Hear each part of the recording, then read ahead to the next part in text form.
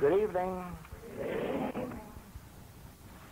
This is really a live, wide-awake class, and I know that out of this, much good is going to come.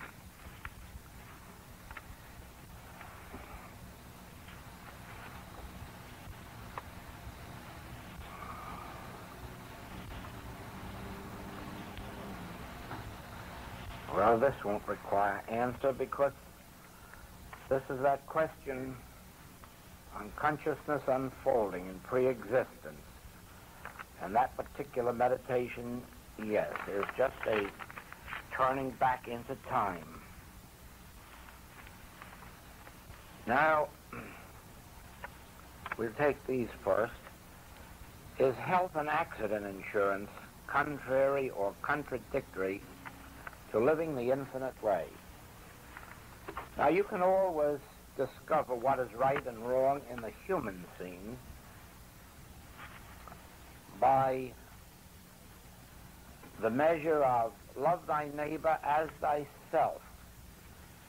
Now, of course, you know that such things as insurance do not have to do with your spiritual life. They have to do with your human life.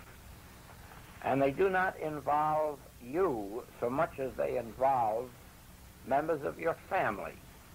For instance, if you were all alone in this world, had no relatives, parents, children, no one dependent upon you, and you had arrived at a place where you realized God as your being, of course there'd be no need for insurance. It wouldn't be a matter of a contradiction. It would be a matter of having entered a state of consciousness in which the subject would never even arise. But assuming now that you do have family, dependents, or someone looking to you for support, and you do not wish to be a burden upon them in case of illness or accident, certainly you will provide insurance for their sake. That's a matter of loving thy neighbor as thyself. Or if you are in the position of having family and dependent children or children to be educated, unless they themselves have risen to the place where they are spiritually free, you have no right to try to make their spiritual demonstration for them, and you must meet them on the level of their existence. Now, actually, that applies to us in every walk of our human life. We must govern our conduct toward husband, wife, parent, child, employer, employee, neighbor, even more lovingly than if we did not have truth, and right on their own level of demonstration. Now,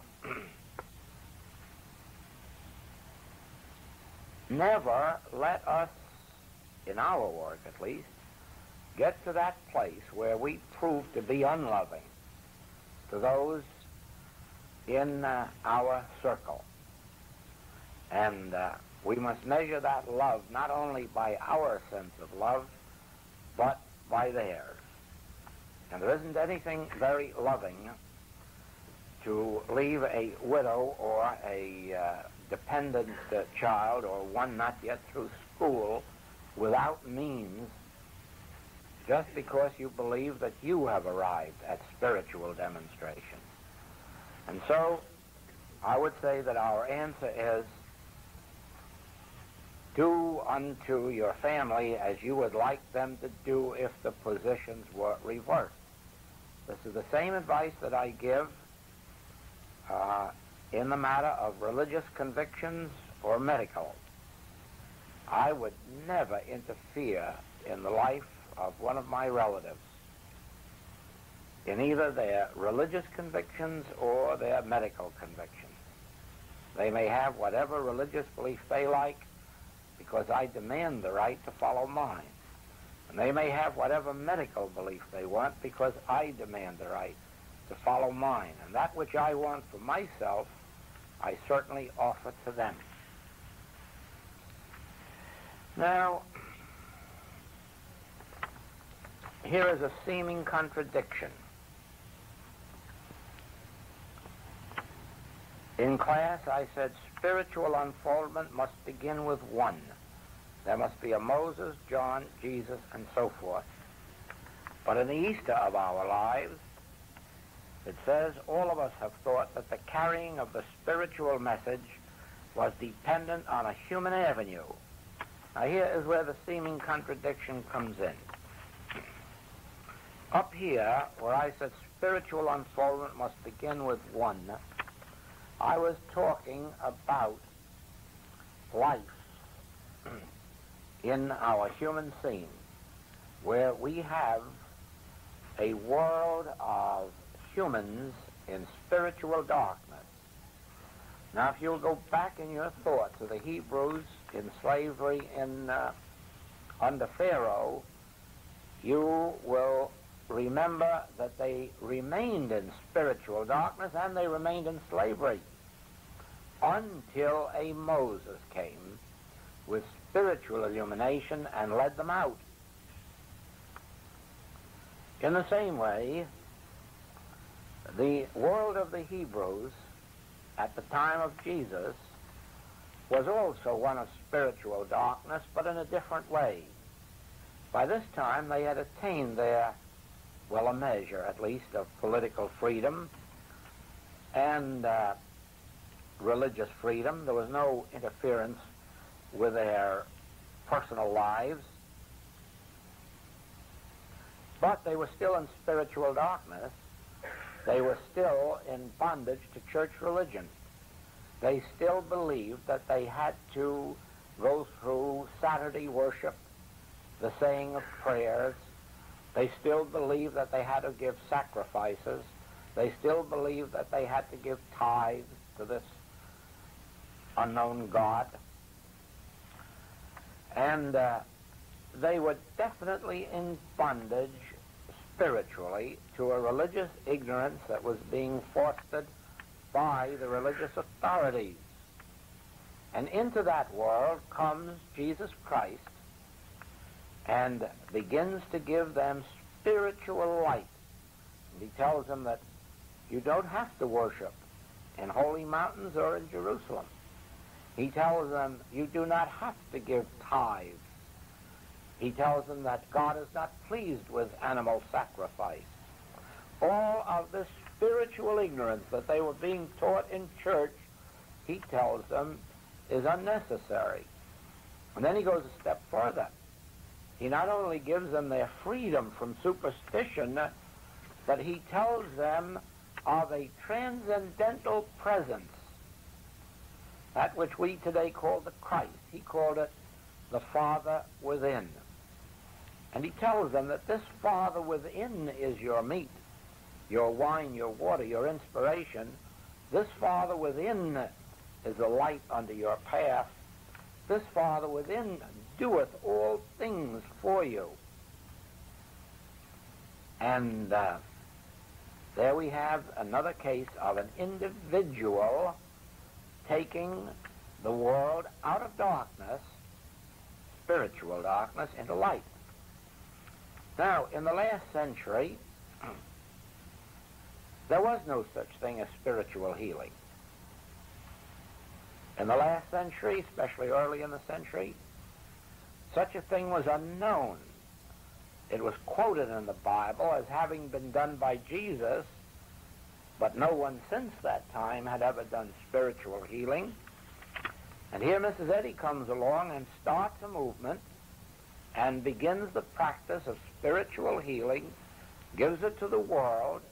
Out of her work comes the Unity movement, and again later comes the New Thought movement, all of these bringing out spiritual healing and some of the mental healing, but nevertheless rising above purely material healing. And by now, even many of the Protestant churches throughout the world, through the order of St. Luke, are beginning to accept spiritual healing in Protestant churches. There are more than 300 churches in the United States now that have regular spiritual healing services. All of this was started with one individual. And from that one individual, it has spread to this proportions. And just remember this, that someday the entire world will be accepting spiritual healing. I don't mean every person in the world, but I do mean that it will be available to everybody, and all of the churches even will provide for it for those who want it. One person started that, and one person carried it forth, and without finances, without backing, without promotion, so it carried around the world to the place where it is today. And all of us who have come since, Mrs. Eddy, remember, are just further lights from an experience which she started. Now, when I wrote in the Easter of Our Lives, as a matter of fact, I didn't write it, but when it was written in there, all of us have thought that the carrying of the spiritual message was dependent on a human avenue, and in that thought we have lost our healings. I meant something entirely different. I meant this. As far as you and I are concerned, we do not need any person. We do not need any person's activity or thought.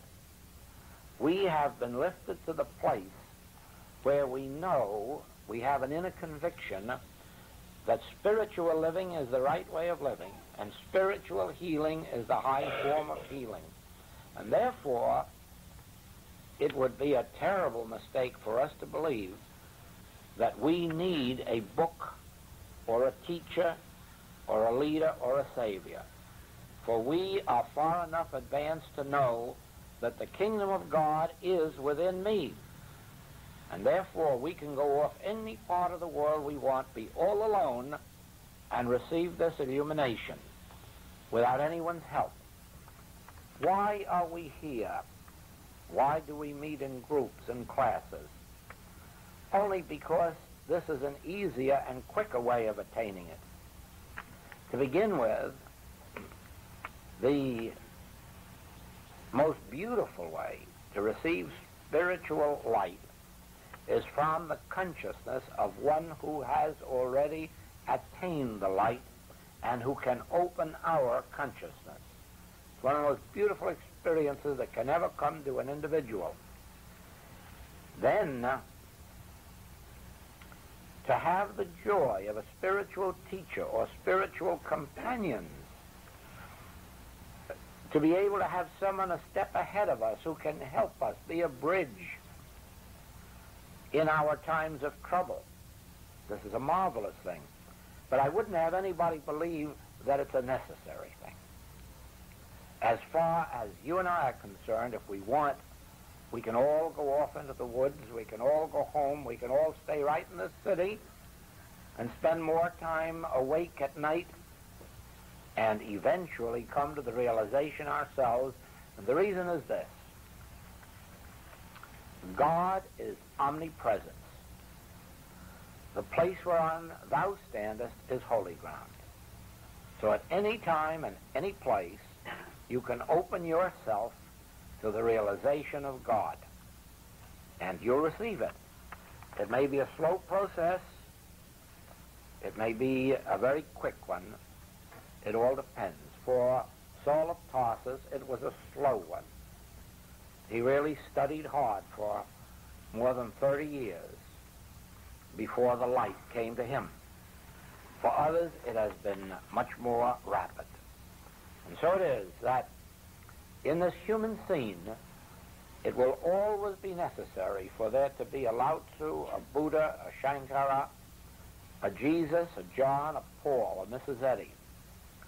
Always it will be necessary for there to be a spiritual leader, probably in every age, to carry light still further and still deeper. But that is only because mankind is born into spiritual darkness. For those who have attained any degree of wisdom Don't believe that your healing requires a practitioner. If you want, you can work it out alone.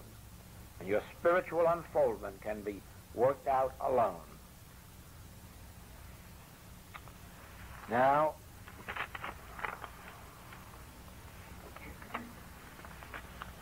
when in treatment we forget the name, the body, and the disease, why or how does help reach that person, and not every person who may need help? Or do all benefit? No, all do not benefit.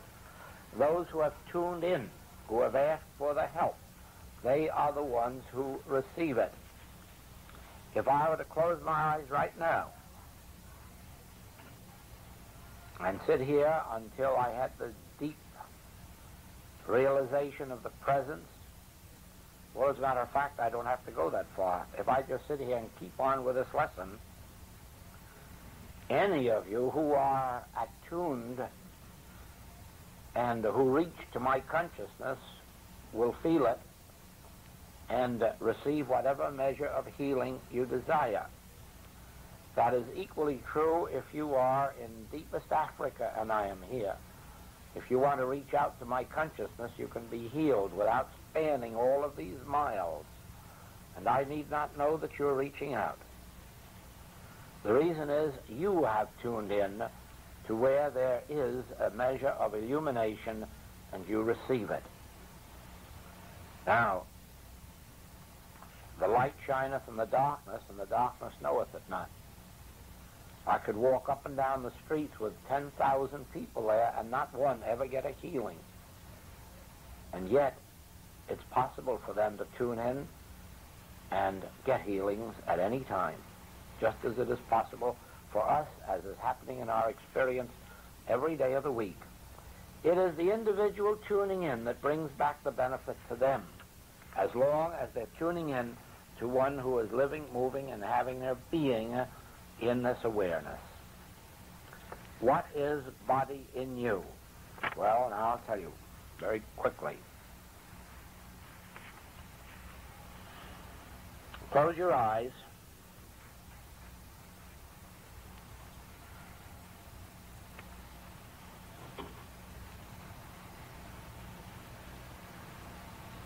Who are you? The answer is, I am I. That's right, I am I. Am I a body? No. I have a body. That's the statement I waited for. Are we in agreement on that statement? I have a body? All right. Now look down at your toes and ask yourself if you are down there. And just take your gaze right up to your knees and see if you can find yourself there. And now go from your knees to your waist and see if you can find yourself there. And go from your waist to your neck. Try to find out what part of that body you're hidden in. And now keep right on up to the top hair of your head and see if you can find yourself in there. And just for good measure, look yourself up and down now from toes to head and from head to toe and see if you can find yourself there. And I think you'll find that you are not in the body. And I think you'll find that you cannot locate yourself any place in the body. And if that doesn't convince you that you're not in the body, you might ask some surgeon who has done a lot of operating and see if he's ever found anybody inside of a body. And I think you'll find that they will agree that they never yet have found you or any of your friends whom they've operated. And so the question is, where am I?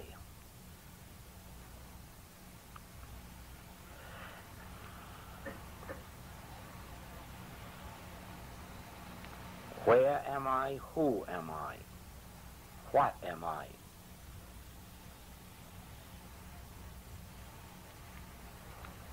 Now, this is taking a little advantage of you because I should leave you alone right here and let the rest of the answer come to you. But because we're in class, I still think it would be a good idea after the class for you to go to your room and sit down and search yourself and see if you can find out whether or not I'm telling the truth. But you will find that you are consciousness. And therefore that everything in this universe exists in and of consciousness. And if it isn't in your consciousness, you are not aware of it. Whatever is not in your consciousness, you are not aware of. And so if you're conscious of your body must exist in your consciousness, and one day you learn that you do not possess a consciousness. You are consciousness. You are a state of awareness. Some of you are a state of musical awareness, some a state of artistic awareness, some a state of spiritual truth awareness, some a state of mathematical awareness, scientific awareness, and some of you combine 2 or 3 or 4 of those. All of this exists where? Where is your musical skill? Where is your artistic skill? Where is your writing skill? Where is your truth skill? All of this is an activity of your consciousness, therefore in and of your consciousness, and so with your body. Your body cannot exist outside of your consciousness, and you will ultimately discover you are consciousness. You are awareness. You are a state of spiritual perception. And that's where body is in you. It's in the consciousness which you are. And not only that, but the consciousness which you are is the law unto your body.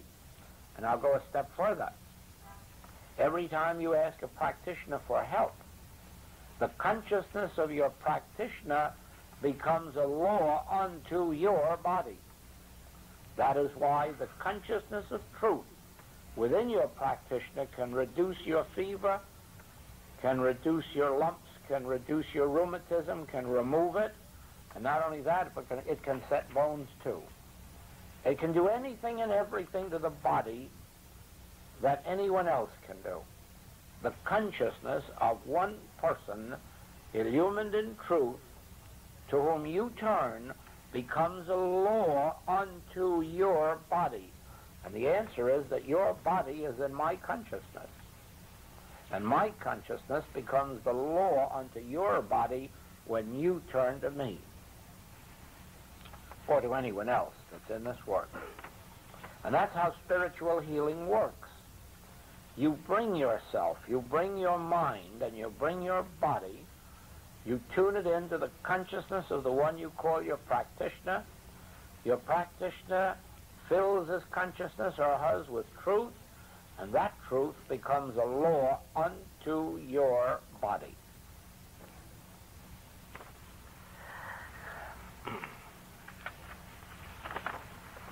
Why should we feel it our duty to break material sense for others, particularly those who haven't even asked for help? If we maintain our own realization that God is, why isn't that enough? Well, now, you haven't read the chapter, Love Thy Neighbor, in Practicing the Presence. And you weren't listening when I gave the lesson on that chapter, which is also Matthew 25 from verse 31 on. Inasmuch as ye have done it unto the least of these my brethren, ye have done it unto me. Inasmuch as ye have not done it unto the least of these my brethren, ye have not done it unto me.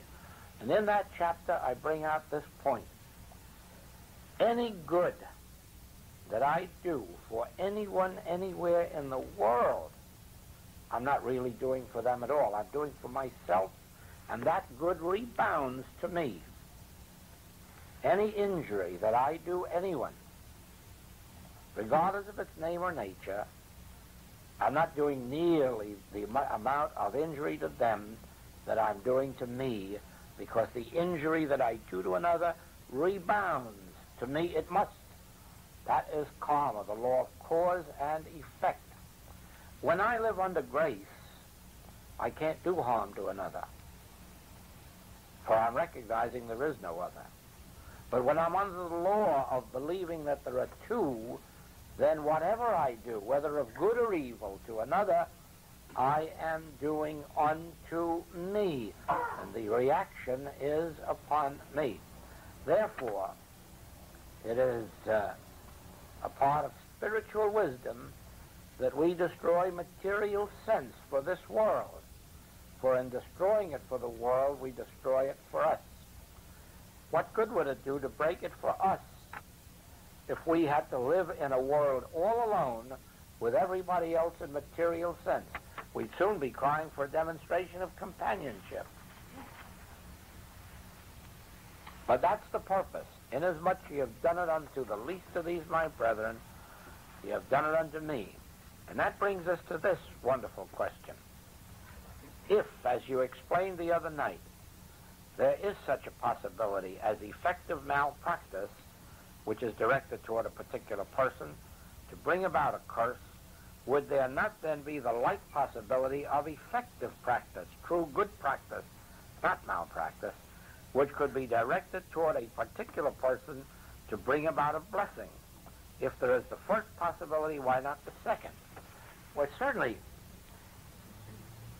have we not had this over and over and over again, that in the beginning, when Mrs. Eddy brought out her first mental practice, mind science practice, that in her thought there was certainly nothing but blessing, nothing but the idea of helping and healing people. And so it was that her first practice, which you will find illustrated on page 219 of Miscellaneous Writings, you will find an article called Mental Practice Illustrated. Am I wrong? Oh, I'm right. I must be. I read it 30 years ago. Now, this shows how you indulge right mental practice, and you keep this up until your patient's mind yields. And your patient says, I am well and I know it. Now that is right mental practice. That's not spiritual healing that we're teaching here. That is right mental practice, where I specifically know the truth, and I aim it at you. You are well, and you know it. You are God's perfect child. You are spiritual. Now, this is the type of practice that is used in unity, and it is used in New Thought, and it is right mental practice. It was because of this that some of Mrs. Eddy's pupils, who did not quite have her high integrity, discovered that if you could say you are well, you could also say you are sick, and I know it. And therefore, if they did heal the patient too quickly, they sometimes brought about a relapse so as to have a paying cash customer next week. And not only that, but they used this mental malpractice to instruct their patients to bring them more money next time. And they used it for other purposes, Mrs. Eddy discovered. Now, when you are on the mental level of life, you can use, and I quoted Mrs. Eddy, she says in one of the lesser writings, the same mind that can do good can do evil. And it is so. If you are on the level of the human mind, you can direct your thoughts at a person and bring a mental healing to them. But if you do not have that integrity and you use wrong thoughts, you can bring harm to them if they are not aware of the fact. that evil isn't power. That's where you would get a terrible shock if you ever tried to malpractice anyone who knew the truth. Don't be surprised if you drop dead. Don't be a bit surprised about that. Always remember the chapter, Love Thy Neighbor, in practicing the present. If you remember that, you will have a guide to life that will never let you go far astray. For you will remember this: the self of you is the self of your neighbor, for there is only one self. God is your self. Therefore, God is the self of your neighbor. And when you bear false witness against your neighbor, you are bearing false witness against God. And do not be surprised if there is a sharp reaction upon you. Do you see that? That is why it is so necessary in our work that we watch that we are not malpracticing. And I don't mean consciously directing evil at our neighbor. That's only one form of malpractice, and it's a form that we're not ever apt to indulge in. But there is the unconscious malpractice when you say, my neighbor is sick, my neighbor is sinning. That's a lie. God is your neighbor, and you're lying against God. And if that sickness happens to pop out in your own body, you will have done it to yourself. Inasmuch as ye have done it unto the least of these, my brethren, ye have done it unto yourself. Therefore, it behooves us to remember that God is the selfhood of our neighbor, and then speak of our neighbor as if we knew that, and not gossip about his human identity, whether it's sick or well, poor or rich, so forth and so on. Always remember that. In mental practice, where you're using the human mind, you can use it for good or for evil, depending upon the state of your own consciousness. As you know, they are using it down in Duke University to make dice come up the number they want. Well, they do it as an experiment, but what is to stop a person of lesser integrity from going right out to Las Vegas and trying it out there? If it can be done in Duke University, it can be done in Las Vegas. Don't ever doubt that. If they can control the roulette wheel in their experiments in Duke University, somebody's going to do it in Monte Carlo, because a mental control, if it's possible, is universal. Now, that is why if you use the human mind, as many do, to spread the word of truth, you, in some measure, benefit all who come to it. But if you use it, as they're trying now in subliminal perception, to control you through the action of their mind, to do their will, do you not see that they're using it evilly, even if they make you exchange your dollars for their particular soap or their particular radio? Now,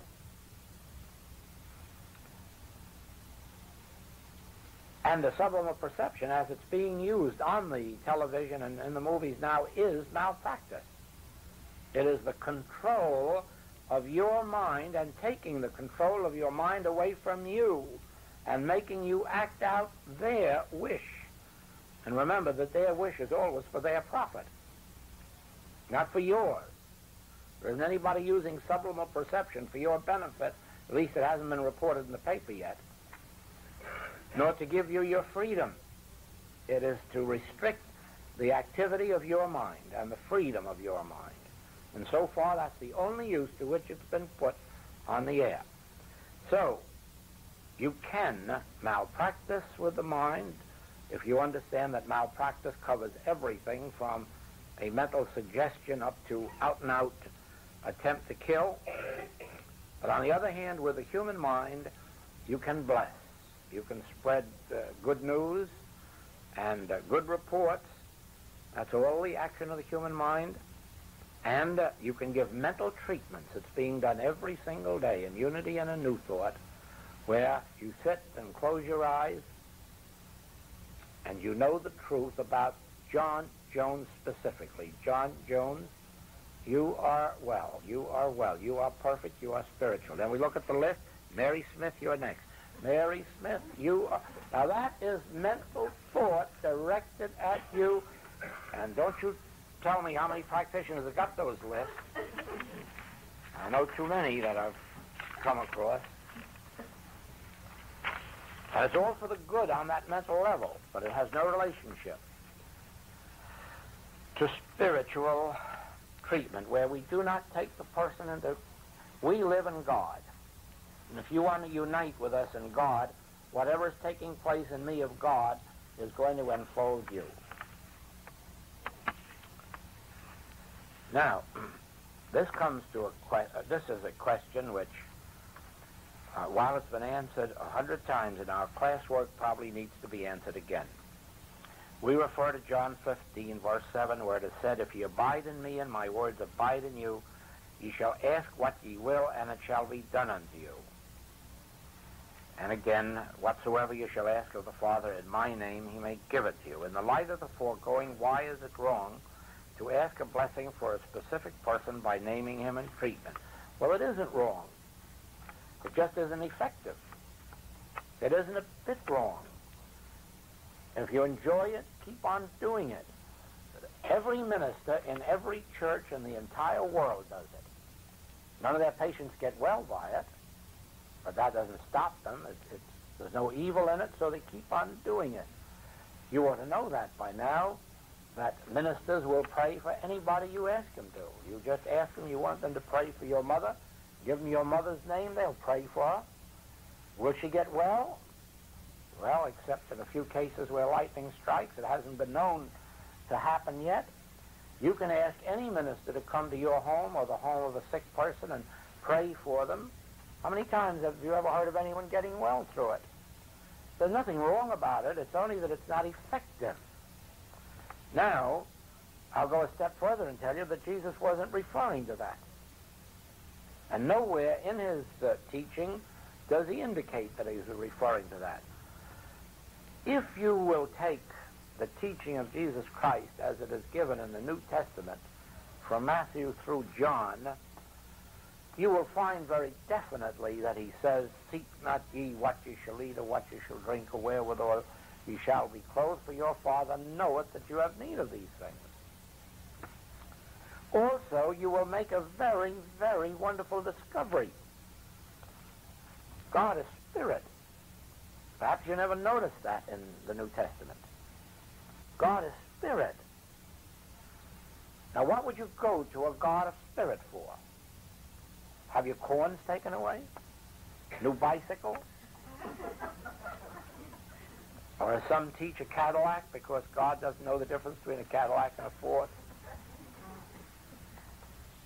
Is that what you would go to God as spirit? You can if you like. You won't get it. But you can go. If you wish to pray aright, James tells you that if you pray and do not receive what you pray for, it is because you are praying amiss. Now, ministers, priests, rabbis, all over the world are praying for their flocks, and sometimes by individual names, such as when they're ill. A recent case comes to my mind. The Pope of Rome, the Pope in Vatican, was ill unto dying, unto death. And I'm sure that priests all over this world were praying for his recovery. I wouldn't go out of line if I were to say there must have been 100,000 priests, ordained priests, Roman Catholic priests, all over the world praying for his recovery. And every day he sank lower until he was virtually on his deathbed, where they had given him up. And then what happened? They sent for one tiny little priest from way down in the southern part of Italy and had him come up to Rome, and he healed the Pope. So much so that after the Pope was well, two doctors, who were his main doctors, got into a newspaper argument as to which one of them healed him with their medicines, because they each tried different remedies. And so the Pope called the press in and said it wasn't the doctors, it was this priest down in southern Italy. See that? One little priest did what 100,000 priests couldn't do. Why? I suppose the 100,000 priests were praying to God to make the Pope well. It's done every day. It's stupid, but it's done.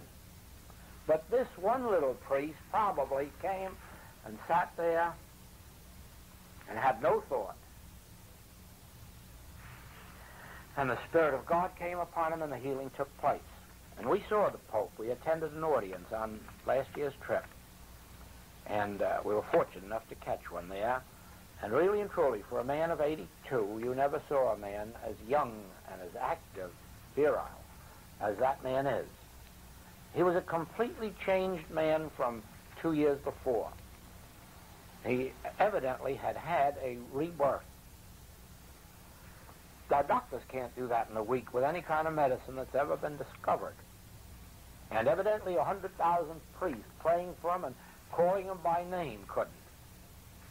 One tiny little unknown priest who for years has had a spiritual healing gift and has been healing down in the southern part of Italy, he did the work.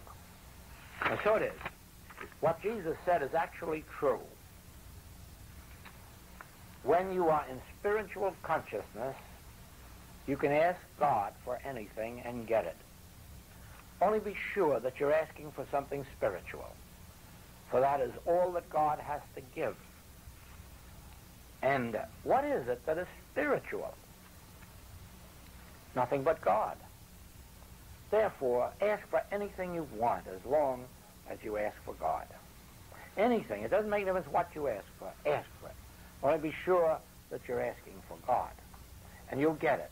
No one in the history of the world has ever prayed for God to give him the gift of himself, the gift of God, who has not received it. Whereas people are sitting around praying for companionship, praying for money, praying for employment, praying to get rid of fevers and get rid of lumps. And they keep on praying for all their days and then wonder why God did not see fit to answer their prayer. Now, God does not answer prayer except one prayer. Pray to God for the gift of God. Pray God to reveal himself to you. Pray God for God's grace. Pray for the recognition of God. Pray that God, the soul of you, become apparent to you. Pray that your eyes be opened. Pray that your ears be unstopped, so that you may perceive God in the midst of you. With all your praying, pray for God, and you will literally find that Jesus Christ knew more about prayer than anybody that has ever lived. He said, ask for anything you want, as long as you're seeking the kingdom of God. And the rest will be added unto you. But really it isn't true that the rest will be added unto you. It is when God comes to you that God is the rest. Do you not remember from Scripture, God is the high tower, God is the fortress, God is the bread, God is the wine and the water and the resurrection? God doesn't give these, God doesn't send these, God is these. And when you attain God, you have attained this whole world. Someone somewhere has written that if you had, I think it was Maimonides too, if you had God, no, it's later than that, if you had God and everything in the world, you would have no more than if you had God alone. Now you can count on that that's a spiritual truth. If you had God and everything that's in the world, you would have no more than if you had God alone. For God is all there is in the world. Beside God, there is nothing. Therefore, beside God, there is nothing to pray for. And I want you to know this, too, because in your experience, you're going to need to know this. When I am engaged in this work of lecture or class work, I never go to God for a message. I never go to God for any subject or any message to give. When I sit in meditation, it is only to feel God's presence. I never have any other object. When I feel the presence, I can get up here then, and the words come. And sometimes they're words I didn't even know before. Sometimes they're so fresh, they're so new that I really have never known them or heard them. They just flow. It's God flowing. If I were to ask for a message, I wouldn't get it because God can't give a message. God can only give himself, and God is the message. If you think of God as truth, you'll see how true it is. Truth is the message. Truth can't give a truth. Truth is a truth. Therefore, before I come to this work, always, I sit in that meditation and silence only to feel God's presence, to know that I'm in the robe, to know that God's grace is flowing. God's presence is here. And then when I open my mouth, God comes out, meaning truth comes out. So it is when you're healing. Don't try to annoy God by telling him your patient has a fever or they have a sore foot. Don't try to tell God what your patient has or what you think you'd like God to do for your patient. Don't instruct God. Don't try to teach God. Don't try to tell God. Don't try to tell God God's business.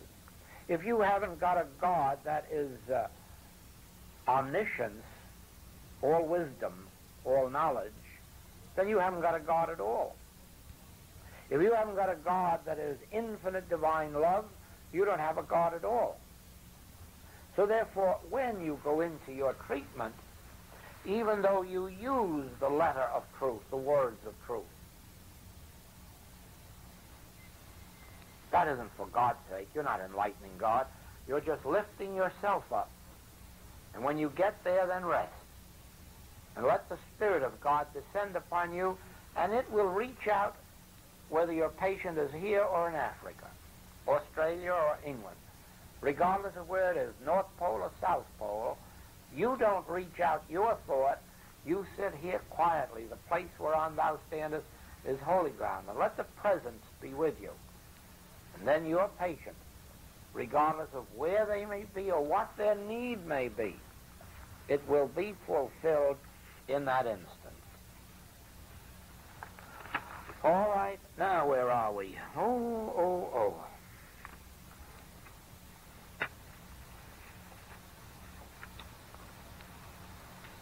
What is the purpose of life?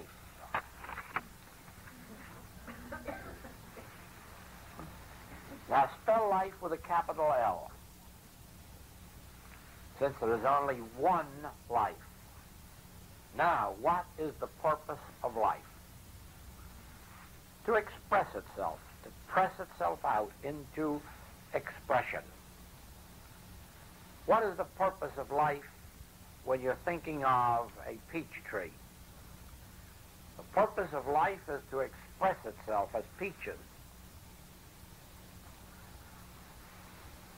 The purpose of a nut tree, the purpose of life with a nut tree is to express life as nuts.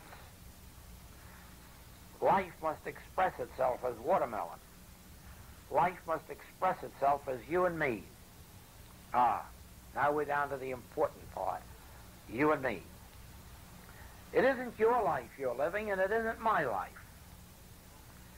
God is living its life as me, and it wills to do what it will with my life if I have enough wisdom to come out from under the belief of being man whose breath is in his nostril.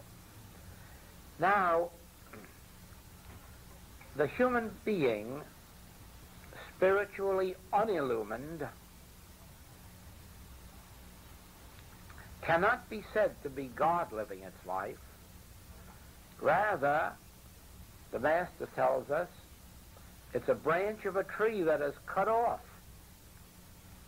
and soon withereth. That's the life of a human being. The branch of a tree that is cut off is using up the little life that's still in the branch. And as soon as that life is used up, the branch is dead. Well, a human being is born with a certain amount of life in them. And by adding a little bread and water and meat, vitamins and minerals, they can keep filling that particular kind of life for 80 years and 10, a few years less, a few years more in some cases. Now that is the life of a branch that is cut off from a tree. You may liken that to the branch being stuck in a glass of water. Instead of dying in 1 week, it'll live 3 weeks or 4.